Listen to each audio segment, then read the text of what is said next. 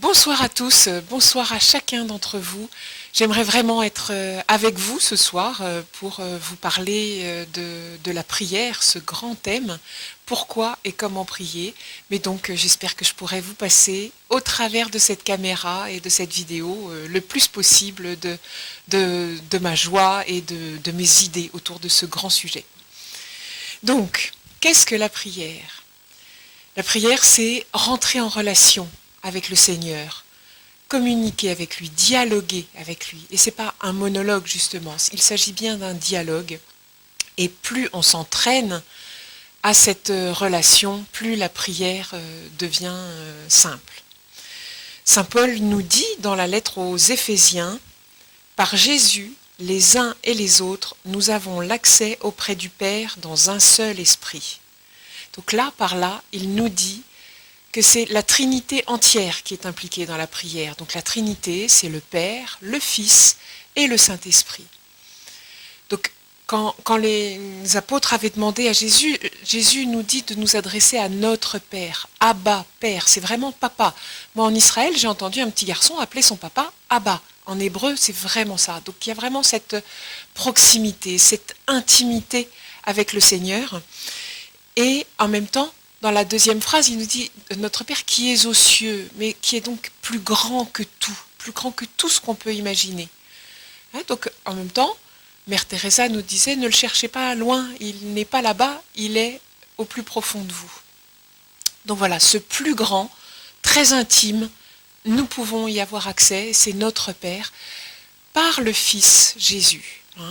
Jésus, comme vous l'avez sûrement entendu dans le premier topo, la soirée zéro, Jésus est le chemin, la vérité et la vie.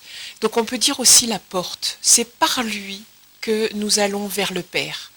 Et son humanité nous facilite cet accès au Père, à Dieu le Père. Par l'humanité de Jésus, nous pouvons arriver à le suivre et à suivre son chemin.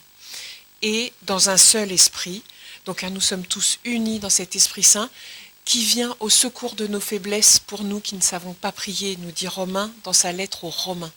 Nous dit Paul, pardon, dans sa lettre aux Romains.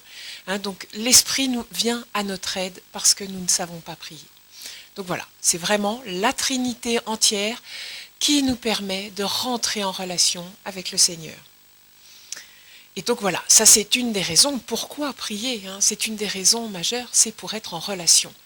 Quelle que soit la relation, que ce soit avec une femme, un mari, un ami, un enfant, on est obligé de communiquer, d'avoir une relation pour entretenir cette relation. Alors, ce qu'il y a de magnifique et merveilleux dans notre relation avec le Seigneur, c'est que même si on n'a pas prié pendant 30 ans et qu'on l'a complètement laissé de côté, eh bien, à peine on revient dans cette prière, à peine on revient dans la discussion avec lui, eh bien, il est là. Il est présent tout de suite pour nous et il nous aime exactement comme au début. Voilà. Et donc, plus nous passons du temps, voilà, la qualité de notre prière vient vraiment par le temps et la qualité du temps que nous passons à méditer sa parole, à communiquer avec le Seigneur. Jésus, lui, priait souvent et longtemps. Dans les évangiles, on nous dit souvent qu'il passe la nuit en prière. Donc il va souvent sur une montagne. Dans la Bible, très souvent, on est sur une montagne pour prier. Donc nous, on n'a pas besoin de monter forcément sur une montagne. Mais voilà, on peut trouver, lui, il trouvait un endroit tranquille et il était dans une relation extrêmement intime avec le Père. Et il nous dit d'ailleurs dans Matthieu au chapitre 6, « Prie ton Père qui est présent dans le secret. Ton Père voit ce que tu fais dans le secret et il te le revaudra. » Donc Jésus nous dit que prier, ça va porter du fruit. Dieu va nous rendre quelque chose par cette prière. Et donc, pourquoi prier aussi? Parce que nous y faisons l'expérience de l'amour, de la joie, de la paix. Et ça, c'est merveilleux. Moi, la joie, je l'écris systématiquement avec un J majuscule. Mon téléphone me le propose. Quand j'écris joie dans un texto, ça me le propose directement avec un J majuscule. Parce que, voilà, moi j'ai déjà fait l'expérience régulièrement, dans des moments où je suis fatiguée, déprimée, préoccupée, de me mettre en prière. Et bien là, ça laisse la possibilité à la joie, à la paix, de prendre leur place tout au fond de mon cœur et de m'apaiser, de me rendre bien et de vraiment mettre toutes ces préoccupations dans un second plan. Dans sa lettre aux Philippiens, Paul nous dit « Ne soyez inquiets de rien, mais en toutes circonstances, priez et suppliez pour faire connaître à Dieu vos demandes. Et la paix de Dieu, qui dépasse tout ce qu'on peut imaginer, gardera votre cœur et votre intelligence dans le Christ Jésus. » Donc là, voilà, c'est une belle promesse. Vraiment, osons nous en remettre au Seigneur, nous poser dans la prière pour être gagnés par cette paix et avoir notre cœur, notre intelligence, voilà, dans le Christ tout le temps. Et donc en plus, être rempli de cette paix, de cette joie, de cet amour, ça nous permet de voir les choses autrement, sous un autre angle.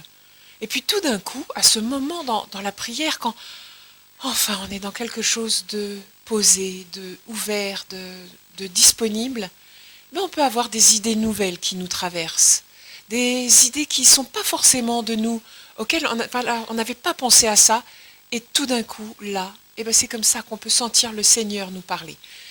Par cette nouvelle pensée, cette nouvelle vision de la situation qu'il nous permet. Et ça, c'est vraiment par la prière, dans la paix et la joie que ça peut apporter, qu'on peut le trouver. Et puis aussi, il y a les résultats. Donc, en nous, sur les différentes situations, Dieu travaille en nous, nous comble, nous transforme. Ça, voilà, c'est une certitude que j'ai et puis une expérience que j'ai pu vivre. Mais c'est sûr que ça nous amène à ce sujet, Dieu exauce-t-il toujours la prière? Donc ça, évidemment, c'est un vaste sujet auquel, je dois l'avouer, je n'ai pas les réponses. C'est sûr que toutes les personnes qui prient ici, enfin dans vos groupes, pourront témoigner de la quantité de prières qui peuvent être exaucées, mais aussi de celles qui n'ont pas de réponse, ou qui, nous semble-t-il, n'ont pas de réponse. Parce que pour certains, toutes les prières sont exaucées, seuls nos yeux ne voient pas qu'elles ont été exaucées. Mais voilà, quand elles sont exaucées, le sceptique peut dire oui, coïncidence, c'est le fruit du hasard. À force de coïncidence, je trouve qu'on peut être amené à penser qu'il se passe vraiment quelque chose. En tout cas, vous l'aurez compris, moi j'ai vraiment opté pour, et j'ai choisi de croire en Dieu et en son amour plutôt que de penser que ma vie était guidée par une sorte de hasard et de coïncidence.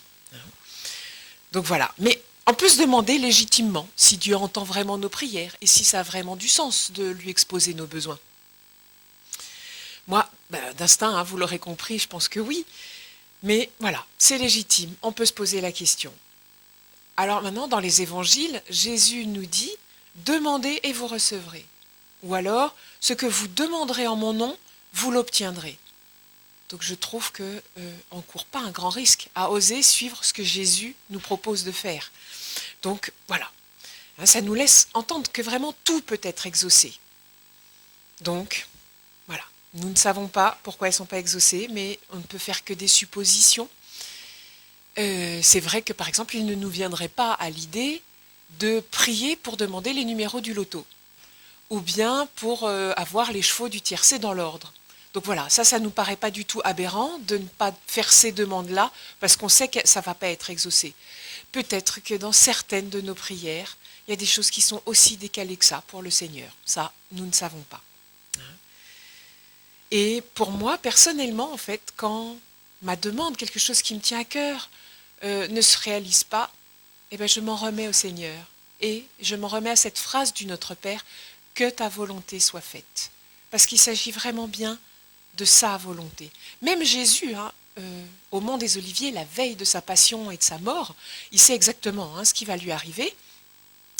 Et là, il dit dans sa prière, il dit « Seigneur, si tu peux éloigner cette coupe, Père, éloigne cette coupe qui va m'être servie, parce que c'est vraiment un vin amer.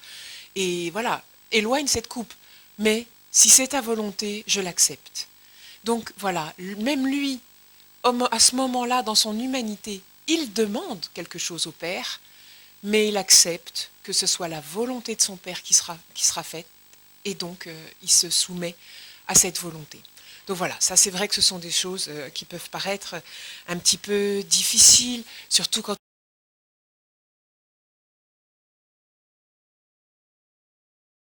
là on est face à une incompréhension complète. Vous aurez bientôt un topo sur Dieu guérit-il toujours, vous pourrez développer davantage ces questions-là. Aujourd'hui on va vraiment se rassembler sur la prière. Et donc en tout cas, Saint Jean de la Croix a une assez jolie réponse. Donc Saint Jean de la Croix vivait en Espagne, il a fondé le Carmel, enfin toute l'idée du Carmel avec Sainte Thérèse d'Avila. Et donc voilà, il était très proche du Seigneur, donc on peut un peu compter sur sa prière et sa parole. Et lui nous dit, celui qui aime sagement se contente d'exposer son besoin, laissant le bien-aimé faire ce qu'il lui plaira. Donc voilà, nous avons cet abandon, ce lâcher-prise à effectuer dans les mains du Seigneur, dans la confiance. Et cette notion d'abandon, de lâcher-prise, moi elle me plaît beaucoup parce qu'elle est totalement universelle. Quelle que soit la religion, quelle que soit la spiritualité, la philosophie, et on nous parle d'abandon, de lâcher prise. C'est qu'il doit quand même y avoir quelque chose d'important là. Donc dans la prière, demandons au Seigneur un cœur confiant pour nous abandonner en toute confiance dans ses mains. Et voilà, donc après, on a parlé des prières qui peuvent ne pas être exaucées, mais il y en a tellement, tellement, tellement qui sont exaucées.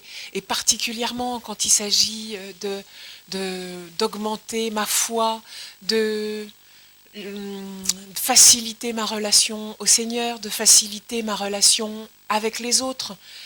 On voit sans arrêt des moments de prière s'exaucer. Voilà. Bon, donc oui, il y a une petite sonnerie, mais tout va bien. Et donc là, oui, je pense à un moment particulier où vraiment le Seigneur a été très très bon avec moi et très très présent avec des amis d'une table alpha. Nous avions décidé pendant un carême d'avoir un autre regard sur les SDF et tous les mendiants dans la rue que nous pouvions croiser. Donc pas seulement donner de l'argent, mais avoir un vrai regard. Voilà. Et donc, bonne petite élève, je me dis, allez, j'y vais. Il y avait une dame roumaine qui m'exaspérait à la sortie du RER à Étoile. Elle avait une voix qui sifflotait et tout ça. Elle m'exaspérait. Donc là, je dis, Seigneur, magnifique travail. Magnifique, voilà, la œuvre qui peut se faire. Et donc, pendant tout le long du carême, j'ai commencé à lui donner un peu d'argent, puis de temps en temps je suis passée en lui disant bonjour sans lui donner d'argent. Elle continuait un peu à m'exaspérer, puis je priais, et vraiment, en montant le dernier escalator, je priais, je demandais au Seigneur, Seigneur, donne-moi un cœur aimant pour cette femme, parce que je ne la connais pas et elle m'agace. C'est pas normal. Donc Seigneur, ouvre mon cœur. Et au fur et à mesure, je me suis mise à parler avec elle, et je l'ai croisée tous les jours. Et maintenant, elle habite à Saint-Germain-en-Laye, donc je la croise encore plus, et j'ai le droit à mon bonjour princesse tous les jours, et elle m'embrasse la main quand je lui apporte quelque chose, et elle s'appelle Maria, et elle a un petit-fils qui s'appelle Luca, et elle est chrétienne, et on prie ensemble, et ça, vraiment, c'est l'œuvre de Dieu dans la prière, par la prière, parce que vraiment, c'était pas avec mes petits bras musclés que j'aurais réussi à faire ça. Donc voilà. Un exemple de la puissance de la prière. Et alors sinon, donc, comment prier? Où et comment? Ça, ce sont des questions qu'on se pose beaucoup. Donc quand les apôtres ont posé cette question à Jésus, il leur a donné, et du coup nous a donné aussi, le Notre Père. Donc cette prière, qui nous permet de nous mettre dans les bras du Seigneur. On le regarde, on appelle son règne, sa volonté. On le supplie de nous associer à lui, à toute sa vie, par cette triple demande de donne, pardonne et délivre. Donc, dans vos carnets, chaque phrase du Notre Père est détaillée. Moi, j'ai opté pour, j'ai pris la liberté de ne pas détailler chacune des phrases pour avoir le temps de vous parler des différentes sortes de prières qui peuvent exister. Parce qu'il y a un éventail incroyable et chacun peut se retrouver davantage dans une forme de prière. On peut, voilà, parce qu'il y a différents temps, différents moments. On peut avoir des prières très longues, dans un endroit très tranquille, dans une grande ferveur. Il peut y avoir des moments très brefs et dans le quotidien. Et saint Paul nous dit priez sans cesse, en toutes circonstances. Donc dans le RER, en marchant dans la rue, en épluchant vos légumes. Et je vous assure que mes enfants m'ont dit qu'à partir du moment où je me suis mise à prier, mes légumes, ils étaient devenus 100 fois meilleurs. Donc ça vaut le coup d'essayer, c'est une bonne recette. Donc voilà, on peut s'entraîner à dire des petites prières brèves. En marchant, on peut dire « Merci Seigneur pour cette rencontre, béni sois-tu, merci pour ce dîner, merci pour ces légumes, éclaire-moi, guide-moi, Alléluia ». Ou on peut juste dire Jésus. Invoquer le nom de Jésus. Chaque respiration peut devenir un lieu de prière. Voyez ? Donc quand saint Paul nous dit de prier sans cesse, c'est vraiment d'avoir présent au cœur cette notion de j'élève ma pensée vers le Seigneur tout le temps. Donc dans les modes de prière, nous pouvons utiliser des prières toutes faites, déjà écrites par d'autres. Donc comme le Notre Père, par exemple, en effet, comme le Je vous salue Marie. Mais aussi, il y a des tas de prières faites par les saints. Je vous ai lu un petit passage d'une prière de saint Jean de la Croix. Le bienheureux Charles de Foucauld est très connu pour son Je m'abandonne à toi. Voilà, on peut prendre les paroles, des paroles déjà écrites. Moi, j'ai besoin de les lire 2 ou 3 fois pour m'en imprégner, pour pouvoir vraiment les prier après. Vous voyez ? Donc la prière, ce n'est pas un mouvement du mental et du cérébral, c'est un mouvement du cœur vers le ciel, vers le Seigneur. Donc voilà, ces mots déjà écrits, vous pouvez vous les approprier et les prier. Donc les psaumes sont aussi des prières écrites qui sont priées beaucoup dans les monastères, dans la prière de l'Église, dans les laudes, les vêpres, enfin toute la prière des heures. Et donc là, avec ces mots de psaume, on peut élever tous ensemble notre cœur vers le Seigneur. Jésus priait avec les psaumes, donc ce sont vraiment des prières importantes. Moi, ça a changé ma vision des psaumes quand j'ai su que c'était ce que Jésus priait. C'est magnifique. Donc nous, on peut aussi prier avec ces psaumes. Sinon, il existe le chapelet qui peut être assez familier, même pour ceux qui ne pratiquent pas ou qui ne sont pas du tout familiers avec la foi, la pratique. Vous avez pu voir des gens avec des chapelets, c'est ce collier de petites perles, donc où on égrène des Je vous salue Marie, des Notre Père, et donc au travers du rosaire, il nous est proposé de contempler le visage du Christ par Marie. Donc voilà, là il y a des petits livres sur le rosaire qui peuvent vous expliquer, ou peut-être que quelqu'un dans vos équipes, dans vos tables là, pourra vous en parler si c'est quelque chose qui vous intéresse. Voilà, c'est une prière des simples. La petite Bernadette priait comme ça aussi. Donc voilà, c'est une répétition qui met dans un certain état. Moi personnellement, j'ai du mal, j'ose le dire, je ne sais pas bien faire un chapelet. J'aime bien faire un chapelet en marchant, dans un pèlerinage avec le père Thierry, le père de notre paroisse ici. Là j'ai vécu un chapelet qui m'a plu en marchant. Donc voilà, après chacun trouve son espace. Donc sinon, il y a la messe, qui est un moment de prière super intense. Ça rassemble tout. Tout est là.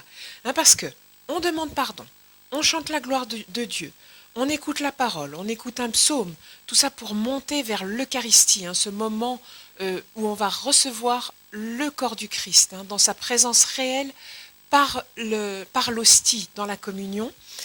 On rend grâce, il y a une prière universelle, on fait le Notre Père. On fait la Sainte Vierge Marie, on fait le Donc vous voyez, on professe notre foi aussi. Donc là, il y a tout. C'est vraiment un moment très très dense, qui peut être, quand on recommence ou quand on débute dans une forme de pratique, qui peut être un tout petit peu difficile. Ça peut paraître compliqué tout ça.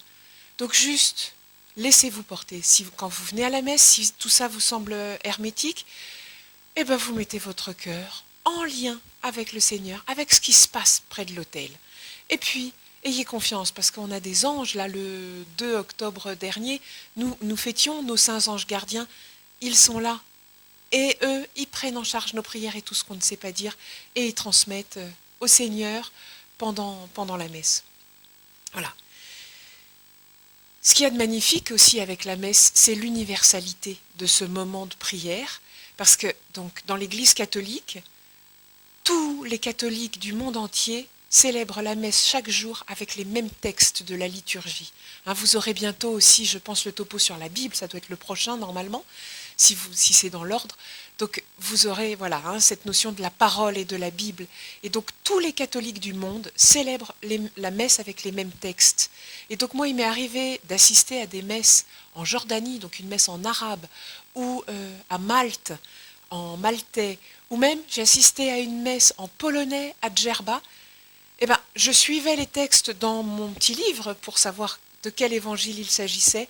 Je faisais mes prières en même temps et j'étais vraiment en communion avec mes frères et sœurs à ce moment-là, alors même qu'on ne parlait pas la même langue.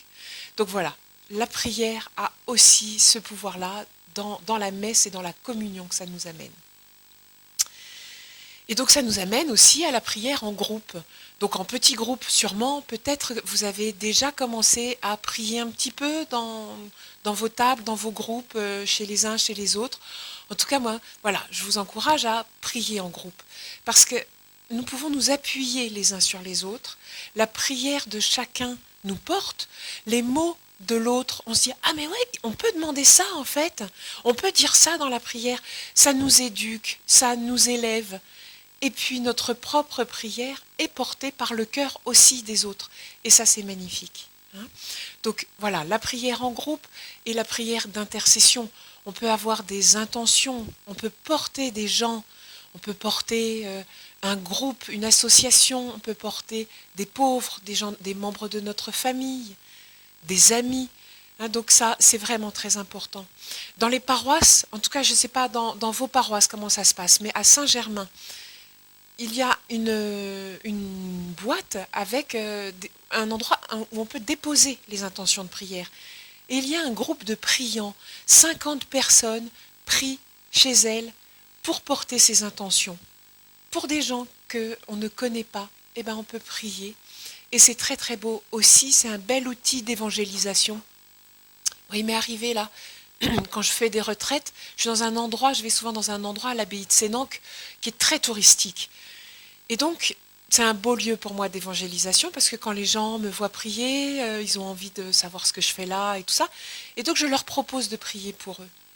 Mais quelle joie, même chez quelqu'un qui est juste venu en tongs et en short visiter une belle abbaye du XIIe siècle, de se dire, tiens, il y a quelqu'un qui peut prier pour moi. Et donc ça, voilà, la prière est aussi en plus un outil d'évangélisation quand on prie pour les autres. Sinon, il y a aussi la prière de louange, la louange et l'action de grâce. Donc, dans la louange, vous avez peut-être assisté à des assemblées de louanges. Il y a quelque chose de plus extériorisé. Donc, on peut chanter. En général, voilà, il y a même de la pop louange avec des guitares électriques, des batteries, des claviers, des spots lumineux dans les églises. Voilà, ça peut être quelque chose de très dynamique, très gai. On peut crier, chanter, danser.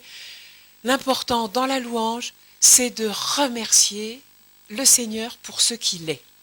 Voilà. Et donc, on peut retrouver plein de musique sur les plateformes genre Spotify, Deezer, YouTube. Voilà, il y a des CD, la communauté de l'Emmanuel fait beaucoup de louanges, le groupe Glorious, Open, enfin voilà, Unité qui est un groupe de la Selle Saint-Cloud. Il y en a plein, Et ça peut être très porteur, ça dynamise les jeunes, et puis les moins jeunes. Moi, je ne fais pas partie des jeunes, mais j'aime énormément louer le Seigneur. Ça nous permet de nous décentrer de nous-mêmes. On sort de notre histoire et on rentre dans la gloire de Dieu. Donc vous avez peut-être vu des gens élever les mains, parce que dans les psaumes, le roi David, il a sans arrêt les mains en l'air, et il danse devant l'arche d'alliance. Lui, il manifeste sa joie de croire et d'être aimé par le Seigneur par cette expression plus extérieure, qui agace certains. Dans nos paroisses un peu classiques, ça peut agacer. Et là, c'est important que rien n'agace personne. Voilà, comme le chapelet ne m'agace pas, mais voilà, c'est pas ma tasse de thé. La louange n'est pas la tasse de thé de tout le monde, mais c'est important que ça n'agace pas, parce que on a besoin d'être tous en union et dans l'unité de l'esprit pour être en lien avec notre Seigneur. Et donc, assez proche de la louange, il y a l'action de grâce. L'action de grâce, c'est aussi dire merci, c'est remercier le Seigneur, mais surtout pour ce qu'il fait.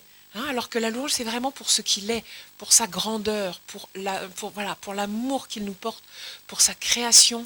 Et l'action de grâce, c'est pour ce qu'il fait au quotidien, chaque jour. Moi, je lui rends grâce chaque jour pour la joie qu'il met dans ma vie, et la lumière et l'amour qu'il met là au quotidien, et qui facilite tellement ma vie. Et donc, voilà, c'est important dans une prière, dans la prière d'Alpha, typiquement, on nous propose de demander pardon, de dire merci, et de dire s'il te plaît. Une fois qu'on a demandé pardon, surtout de s'être coupé de cette puissance de Dieu. C'est pas les péchés comme on pouvait nous le raconter à l'école, j'ai pas aidé maman à mettre la table. C'est de se couper de cette puissance d'amour, de lumière. Et c'est là, à chaque fois qu'on est dévié de notre objectif, il faut demander pardon pour ça. Et puis, donc, on dit merci pour toute la création, pour tout ce que Dieu fait pour nous. Et là, on peut lui dire, s'il te plaît, viens m'aider, viens aider telle personne. Puissance d'amour, de lumière. Et c'est là, à chaque fois qu'on est dévié de notre objectif, il faut demander pardon pour ça. Et puis, donc, on dit merci pour toute la création, pour tout ce que Dieu fait pour nous. Et là, on peut lui dire, s'il te plaît, viens m'aider, viens aider telle personne. On peut aussi, dans une autre forme de prière, méditer sur la parole de Dieu. Donc, on prend un texte de l'Évangile, de la Bible, et on peut s'en imprégner, être présent à ce texte et présent à ce que Dieu veut nous dire dans ce texte. Donc, par exemple, Saint Ignace au travers de ses exercices, nous montre vraiment comment faire. Et il nous propose, une fois imprégné de ce texte, de le vivre, de rentrer dedans. Et c'est comme ça qu'à un moment, moi, en faisant les exercices de Saint Ignace, je méditais sur le passage de Zachée. Zachée, c'était un collecteur d'impôts à Jéricho. Et il apprend que Jésus passe par Jéricho. Alors les collecteurs d'impôts à l'époque, c'est vraiment pas des gens bien. Voilà. Ils ont mauvaise réputation, ils sont pas très honnêtes, sont pas des gens bien. Mais Zachée a vraiment envie de voir passer Jésus de Nazareth dont tout le monde parle. Et comme il est tout petit, il grimpe dans un arbre. Donc il grimpe dans un sycomore. Quand on va à Jéricho, on nous montre le sycomore de Zachée. Après, est-ce que c'est bien lui, j'en sais rien. Mais voilà. Et donc moi, en méditant ce texte-là, j'étais Zachée, grimpé dans l'arbre, et j'attendais de voir passer le Seigneur. Et il se trouve que dans le texte, Jésus s'adresse à Zachée, le regarde dans les yeux et lui dit « Descends vite de ton arbre, car ce soir, il faut que je vienne chez toi. » Et quand j'étais Zachée, pas facile à dire, j'étais Zachée, et que Jésus me dit droit dans les yeux « Descends vite de là. Ce soir, je viens chez toi. » Ça a changé ma vie. Comme ça a changé celle de Zachée en son temps, parce qu'après il est devenu très honnête et tout ça, donc moi je me suis pas transformée peut-être autant que Zachée, mais ça a changé ma vie d'être imprégnée de ce regard du Christ qui me dit « Je suis en toi, je viens chez toi ». Donc on a envie de mettre un petit peu au propre à l'intérieur, parce qu'on sait qu'on va recevoir son Seigneur là. Et sinon, il y a aussi encore un autre mode, il y en a certainement d'autres, hein, ma liste n'est pas exhaustive, mais voilà, il y a ce qu'on appelle l'adoration du Saint-Sacrement. Donc le Saint-Sacrement, c'est Jésus, la présence réelle de Jésus au travers de l'hostie, qui est conservée dans les tabernacles, dans les églises, et qui à certains moments est exposée. Hein, donc là, à Saint-Germain-en-Laye, au château, le Saint-Sacrement est exposé maintenant entre 17h et 19h pendant la permanence des prêtres, du mardi au vendredi, le samedi après la messe de 9h. Je sais qu'à Chambourcy, c'est plus longtemps, je crois que c'est permanent à Chambourcy. Voilà, donc ça, renseignez-vous dans vos paroisses, il y a des moments d'adoration. Au Sacré-Cœur, à Paris, c'est de l'adoration perpétuelle. Donc jour et nuit, il y a des gens qui adorent le Saint-Sacrement. Et donc, adorer le Saint-Sacrement, c'est juste être là, en présence du Seigneur, en cœur à cœur. On est en face à face. C'est une prière qui peut être un peu plus silencieuse que d'autres prières chrétiennes. Les gens qui sont habitués à la méditation se retrouvent dans ce mode de prière parce qu'on est juste là, avec notre fragilité, notre faiblesse, notre petitesse, devant le Seigneur, dans son regard, en cœur à cœur, prêt à accueillir son amour et prêt à lui donner notre amour. On peut finir l'adoration en aimant le Seigneur, le Christ. Donc voilà, c'est un moment très intérieur. On peut le faire, il y a certains moments où il y a de l'adoration de nuit, au Sacré-Cœur. Ça peut être une expérience magnifique à vivre parfois en petite équipe comme ça, pour 12 € d'hébergement pour dormir à côté du Sacré-Cœur. On s'engage à aller adorer pendant 1 heure dans la nuit.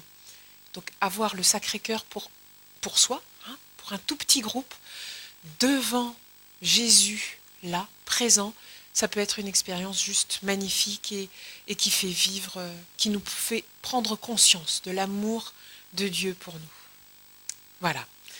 Hein, donc, vous voyez, en résumé et en conclusion, là, prier, c'est pas si compliqué, vraiment. On a souvent peur, on a l'impression qu'on ne va pas savoir.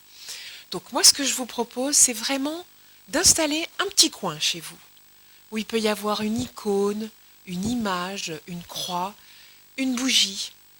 C'est là où vous pouvez mettre le buis qui a été béni au rameau, par exemple. Vous pouvez trouver ce qui vous inspire. Voilà. Mais vous avez un petit endroit dédié. Et ce qui est vraiment essentiel, vraiment important, c'est de se fixer un rendez-vous. Parce que l'humain est fait de telle manière que si on prie quand on a le temps, eh ben on n'a jamais le temps. Et donc, il faut se prévoir un moment. Donc, souvent, les gens se lèvent plus tôt pour prier ou décident à tel moment, une fois les enfants à l'école, après le petit déjeuner, ça c'est un temps, voilà. Comme pour le cours de pilates ou le cours de yoga ou le cours de poterie, on a un horaire qui est prévu et il n'y a pas à tortiller, on y va. Et on ne rate pas son cours de poterie. Eh bien c'est pareil. Là, il faut prévoir un horaire. Donc, l'idéal, c'est tous les jours d'avoir un petit temps. Alors, il ne faut pas être très prétentieux, il ne faut pas être trop gourmand. Déjà, si on peut promettre au Seigneur de passer 5 minutes. Alors, certains disent 7 avec ce beau chiffre 7 qui parle de la complétude, de la plénitude. Donc, 7 minutes dédiées au Seigneur, juste. Alors, même si vous êtes assis, tout seul, devant votre bougie, à dire, bah, là, vraiment, je ne sais pas quoi dire, eh bien, c'est déjà là. Mais je suis là pour toi. Et c'est juste pour toi ce temps-là. Voilà, on peut commencer par ça, tranquillement. Et puis on peut laisser monter une prière, et on peut laisser monter une pensée, et on peut laisser monter un merci. On a des merci pour des tas de choses. Pour le sourire de la boulangère qui vous a vendu le pain le matin. Hein. Donc voilà, ça peut être vraiment bien, et je vous encourage à prendre l'habitude, dans la rue, de dire « Alléluia ».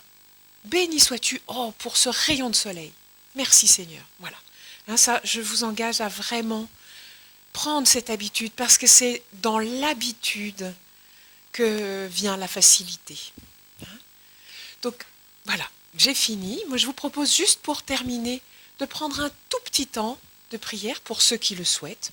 Donc, je vous propose de décroiser vos jambes, de décroiser vos bras, de vous poser bien droit, dans votre axe. Vous sentez vos pieds, vous sentez la chaise sous vos jambes, sous vos fesses. Et vous êtes là, bien dans votre axe. Voilà. Ça, c'est se mettre en présence du Seigneur. Seigneur, je te confie tous ces participants à Alpha qui, malgré les restrictions liées à cette maladie du Covid, sont là, présents, ont soif de te rencontrer. Donc béni sois-tu Seigneur pour toute cette recherche de toi. Bénis chacun là où il est et viens parler au plus profond du cœur de chacun. Bénis le parcours Alpha, Seigneur. Amen. Au nom du Père et du Fils et du Saint-Esprit. Amen. Voilà. À bientôt en vrai, j'espère.